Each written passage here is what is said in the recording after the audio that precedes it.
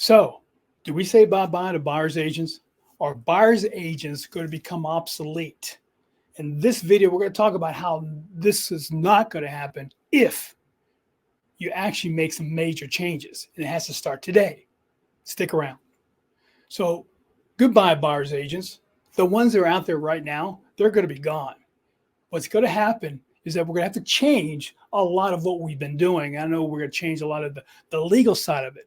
But what we don't have is a way of understanding what the consumer wants from the buyer now. The consumer wants something different from a buyer's agent. And those things are going to be what I call the outer rim of service. You know what? The middle of this circle, let's just say, is the consumer understanding that, hey, if I go in the car with someone, they're going to show me something, they're going to meet me at a house, they're going to open the door. I expect that. But the unexpected service is what we call outer rim of service. You remember Nordstrom's, right? Nordstrom's, they were the first, let's say, retail store to actually give you the bag. You know, they walked around the counter and they gave you the bag. That was Nordstrom's. That was different. Outer rim of service. You know, when you go to a nice hotel and they know who you are and they prepare your room, that's outer rim of service. That's unexpected service. You know, it's like when you're at a restaurant, someone remembers your name and says, Mr. Crespo, thanks for being here. Those are things that the consumer wants that we've kind of lost track of over the years. I'll give you another example. About 30 some years ago, I knew an agent who actually collected $2,500 from the buyer before taking them out. Now, how did he do that?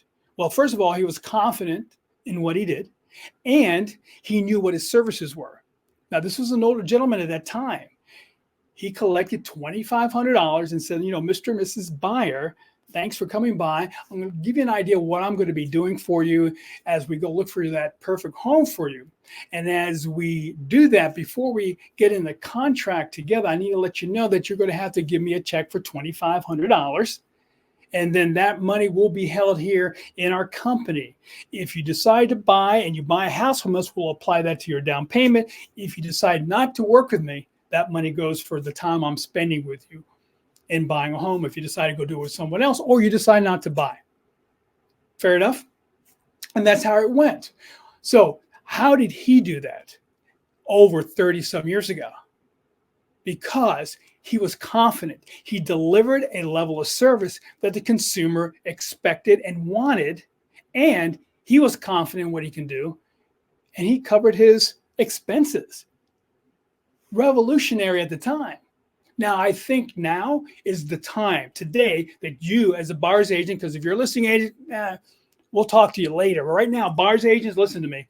You're going to have to start today to deliver a level of service that's unexpected, outer rim customer service. What that is going to be something that we'll have to develop. You know, just give you some ideas of the work that you have to do to prepare for the buyer. It's going to be different.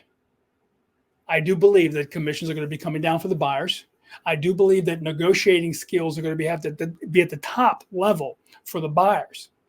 You're going to have to be at the top shelf of negotiating and top shelf of the value you bring to the consumer today. No one else, because you're the product.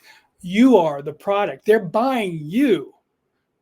Are you high end? Are you low end? Are you an average value to the consumer?